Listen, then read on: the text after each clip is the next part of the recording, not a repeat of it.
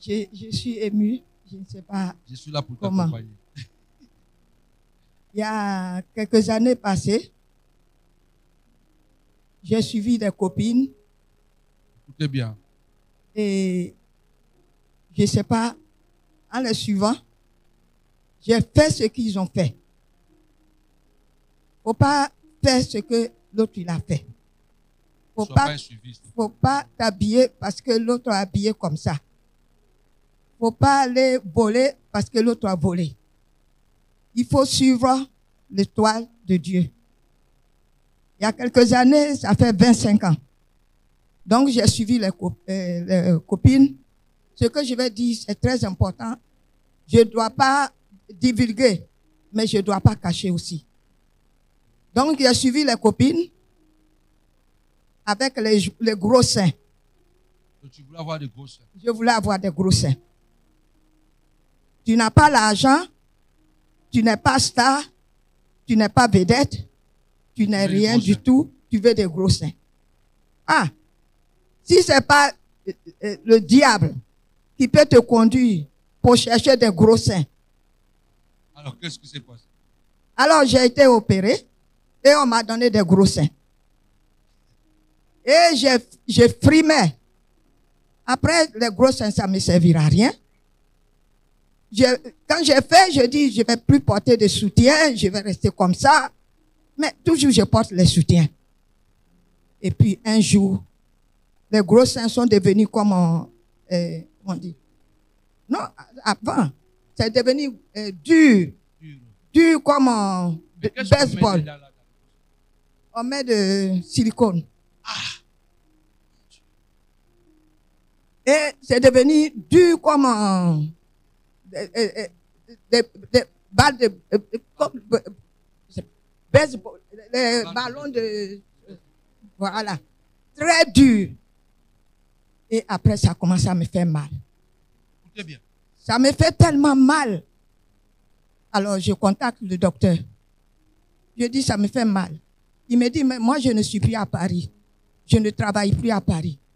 C'est un peu difficile, donc je t'envoie. Je vais abréger. Hein.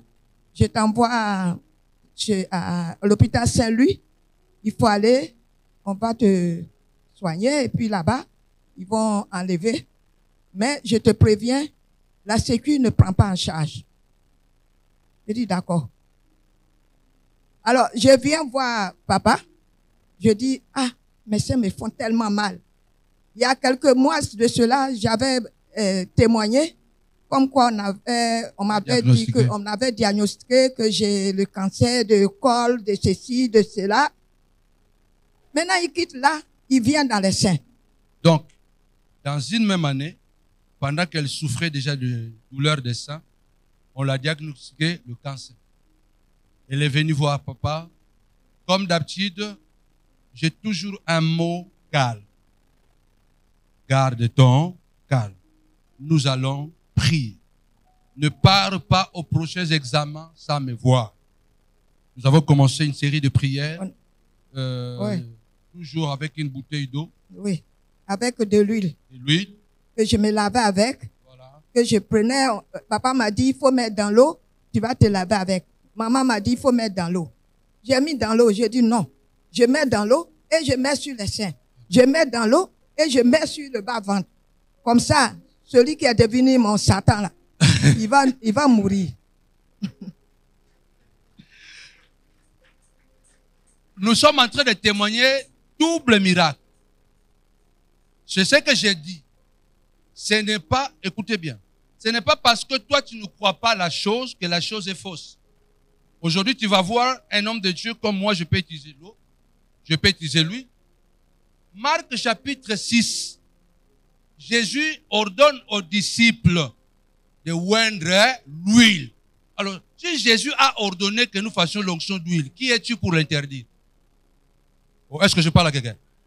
Si lui-même la parole dit que oignez d'huile. Son premier miracle, c'était l'eau. Alors tu veux douter pourquoi?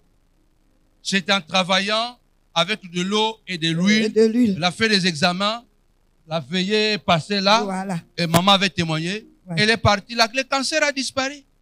Est-ce qu'on peut acclamer le Seigneur? Le cancer a disparu. Vous savez, avant que maman continue, Satan crée la diversion. Vous voyez, quand, même dans les équipes, quand l'entraîneur entraîne son équipe, il dit à certains joueurs, à un moment donné, quand le bal arrive dans le camp adverse, toi, tu dois faire la diversion. Comme si tu pars comme ça, on va te donner le ballon, mais en réalité, on ne va pas te donner le ballon, on va donner à quelqu'un d'autre. On appelle ça la diversion. Cela existe même dans le langage militaire. On peut vous faire la diversion pour vous tromper la vigilance. Vous amener de l'autre côté. Satan peut trafiquer les examens. Nous l'avons vécu avec maman, la diaconesse Barkis. Elle a fait des examens. On lui a donné des examens qui n'étaient pas à elle. Le nom, c'était ton nom. Mais l'examen, vous comprenez ça? Le nom, c'est son nom. Mais les résultats des examens, ce n'était pas sur ces résultats.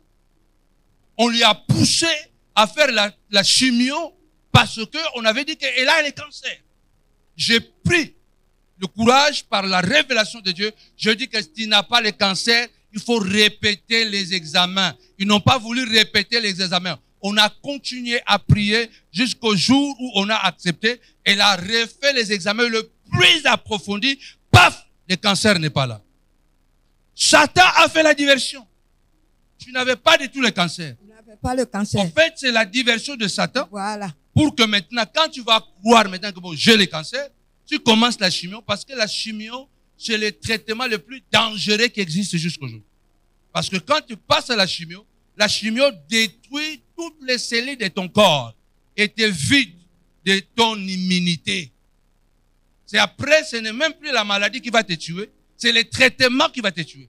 Parce que quelqu'un qui prend la chimiothérapie, c'est quelqu'un qui devient plus qu'un bébé. Elle n'a plus de défense. Ce qui fait que même le rhume peut te tuer. Parce que tu n'as plus d'immunité. Et c'est la même chose que Satan voulait faire avec maman. Alors, on arrive au sein. Donc, quand le docteur m'a envoyé à Saint-Louis, là-bas, on m'a dit, il faut aller faire le IRM. J'ai dit, d'accord.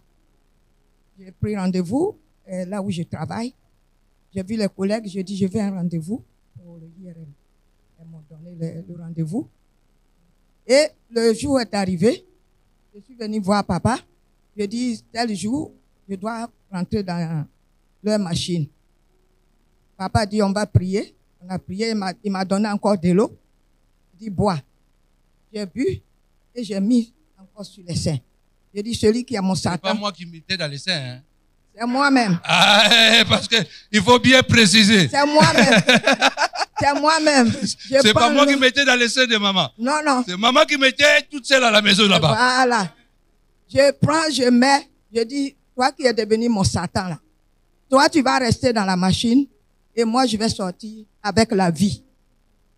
Et le jour où je suis rentré, dedans, quand ça tapait, c'est comme ça fait.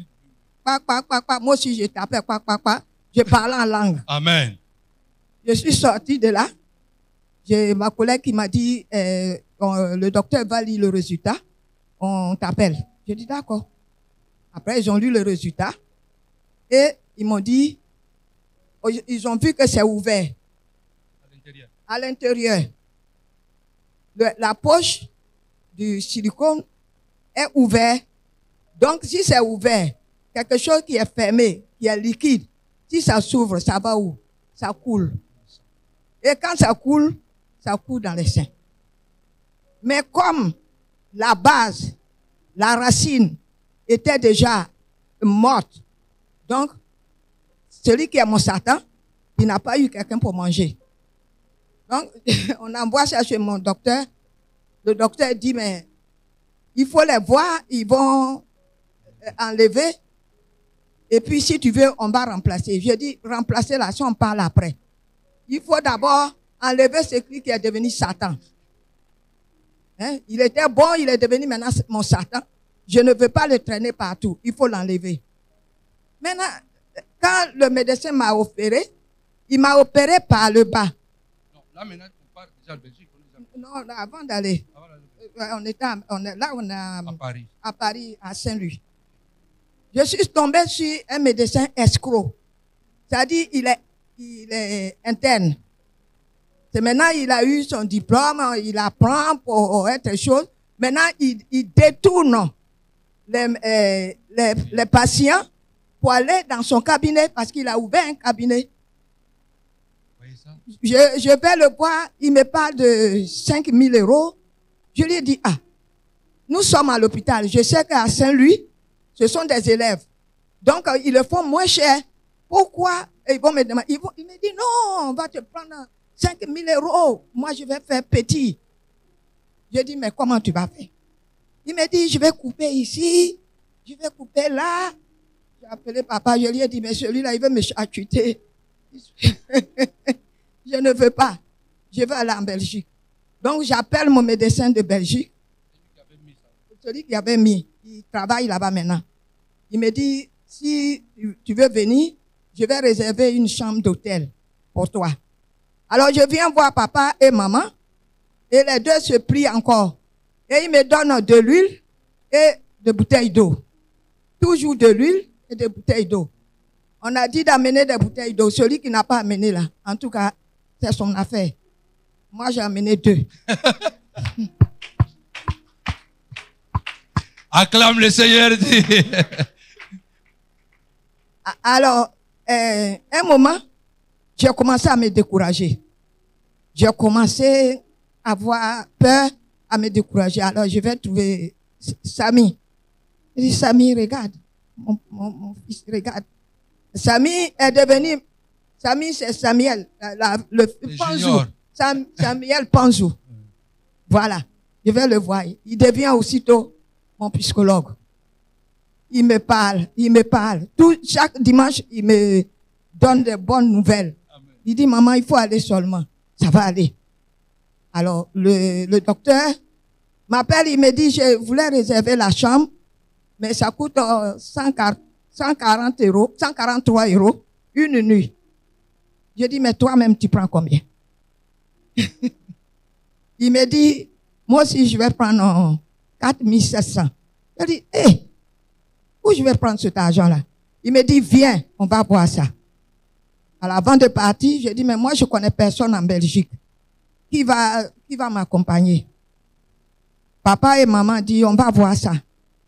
Avant que le jour n'arrive, j'ai un ami, quelqu'un qui me cotisait, mais il n'a pas eu, il n'a rien fait.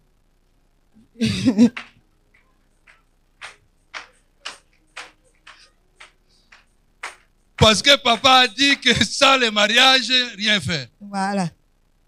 J'ai dit, c'est dans les mauvais moments qu'on voit quelqu'un qui t'aime.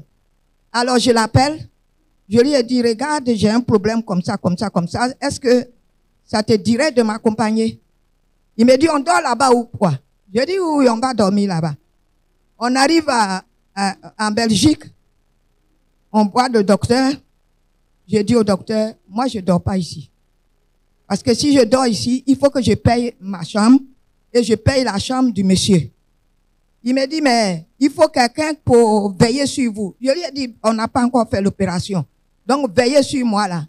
Jésus veille déjà sur moi. On va voir ça. Alors, il dit à mon ami, bon, on va l'opérer. Toi, tu reviens à 16 heures. Et tu la récupères. Et puis, bon, on va aller chercher la chambre d'hôtel. Et on me met dans le truc là.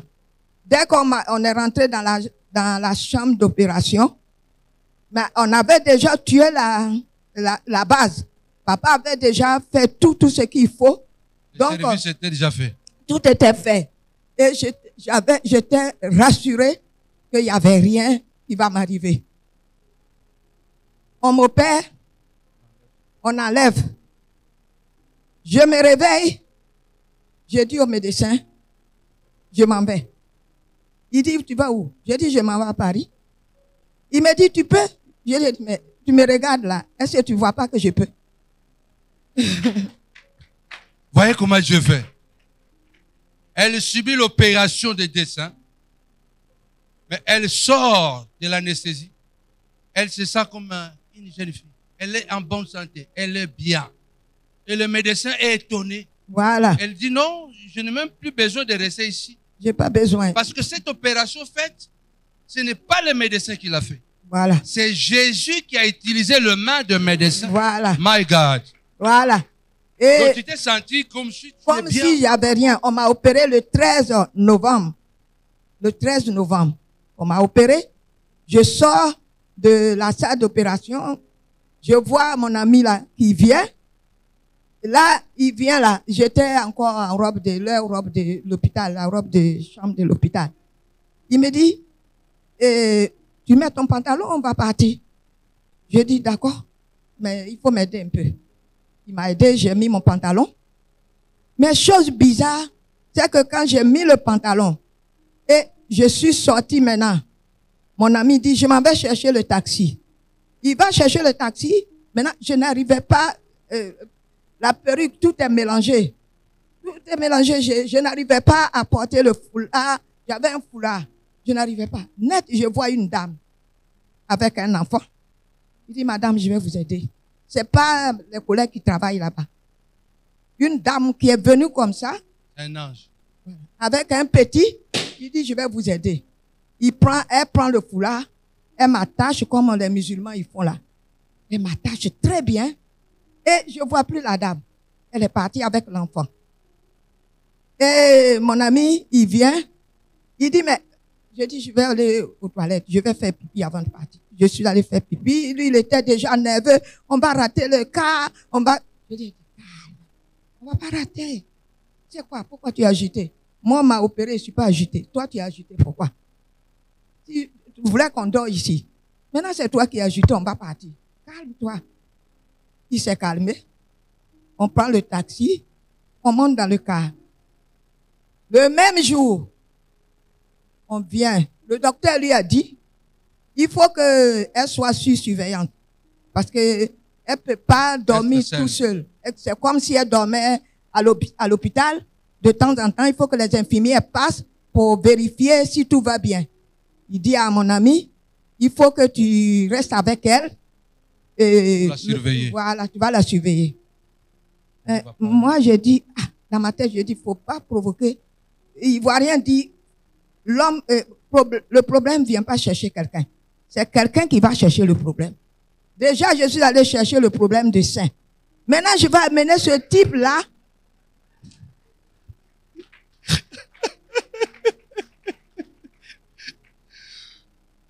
Ce type-là. J'ai déjà provoqué le problème des sein. Ouais. Maintenant, je vais encore amener ce type-là à la maison pour me surveiller. Pour me surveiller. Au lieu de me surveiller, il va surveiller autre chose. Il n'aura même pas le temps de surveiller. Il va chercher, hein, parce que mon lit, j'ai un seul lit. L'autre chambre, il n'y a pas de lit. Il ne va pas vouloir dormir là-bas. C'est un problème encore, je suis allé chercher. Non, non, non. Je reste tout seul. Mais je ne lui ai pas dit. Si je lui dis, il va changer d'humeur. Donc, je l'ai mis en confiance jusqu'à en arriver à la gare. On est sorti, Bercy, on est monté dans le... il a pris la valise, on a marché. Arrivé dans le métro, il me dit, on va prendre un taxi. Je lui ai dit, qui va payer? C'est toi ou c'est moi? Oh, mais j'ai pas d'argent. Je lui ai dit, mais tu as 150 € dans ta poche, parce que je t'ai donné 150 €. Les billets que tu as réservés, là. Je t'ai donné de l'argent. Tu peux enlever 10 € dedans pour payer. Oh non, mais je n'ai pas de sous. Parce qu'il voulait rester avec moi. Je lui ai dit, t'en fais pas. Le métro, il marche encore. Mais tu ne peux pas marcher. Tu es déjà encore fatigué. Tout ça là, on a fait un long voyage. Je lui ai dit, ne t'en fais pas pour moi. Je suis dans la main de quelqu'un. Oh, parce que je t'ai accompagné, tu fais la bouche. Je lui ai dit, non, c'est pas ça. Parce que tu ne comprends pas. On est rentré dans le métro. Donc, quelqu'un qui s'est fait opérer, qui a quitté la Belgique, qui arrive à Paris et qui prend le métro. Je prends le métro. Je lui ai dit, toi et moi, ça s'arrête là. Il me dit, non, mais le docteur. Je lui ai dit, laisse le docteur. Ce sont des diversions. C'est des choses. Donc, tu arrives à la maison. Donc, vous vous séparez où? On s'est séparés dans le métro. Dans le métro. Sur le quai de Bercy. Ok. Et Bon, lui, il est parti, voilà. Et toi, Et moi, j'ai pris mon métro tout seul. Avec la valise. Avec la valise. Et tu étais bien physiquement. J'étais bien, mais je marchais doucement. Doucement. Doucement. Il me dit, mais après il me dit, il revient, il me dit, mais la valise, tu pourras. Je lui ai dit, t'en fais pas. Le Dieu qui m'a accompagné là-bas va m'envoyer quelqu'un. Donc, je prends le métro jusqu'à ma station. Je sors du métro avec la valise. Je vois un jeune homme qui est derrière, qui est monté derrière les wagons. Lui aussi, il est descendu. Il n'y avait que nous deux sur le quai. Il vient, il me voit. Je lui ai dit, s'il vous plaît, vous pouvez me porter la valise? Et je me suis fait opérer. Il me dit, je sais. Je vais vous accompagner. Il a dit, je sais. Je sais. Au fait, Dieu, quand il vous accompagne, il y a des anges célestes, il y a des anges terrestres. C'est pourquoi la Bible dit, écrit à l'ange de l'église d'Éphèse. Il y a des anges terrestres. Tu vois un individu, tu penses que c'est un humain, mais ce n'est pas un humain, c'est un ange. Ça peut être aussi un humain, mais en ce moment-là, Dieu le prend et l'utilise pour toi. Donc ce garçon t'amène juste. Il m'amène, je prends, on descend l'escalier, lui il a la valise et moi j'étais derrière comme une mamie, tout doucement. Ça va madame? Je dis oui, ça va. On traverse, il me dit, si vous voulez, je vous accompagne chez vous. Je lui ai dit non, merci. On s'arrête là. Moi, je ne vais pas chercher des problèmes. Même les anges, vous pouvez les refouler. Ok, comment tu as fait pour arriver à la maison? J'ai marché doucement, doucement. Il est fait ça avec la valise. Je traînais doucement, doucement. J'ai ouvert la grande porte. Je suis rentré chez moi. Maintenant, je rentre chez moi, j'ai faim. Et comment je vais manger? J'ai trouvé quelque chose, du pain, j'ai grignoté. Je ne me suis pas lavé. Alors, j'ai commencé à avoir maintenant très mal. Très, très, très, très mal. Je me suis couché, comme j'avais dit, papa, depuis avril 2023, je dors par terre. Je me suis plongé seulement par terre.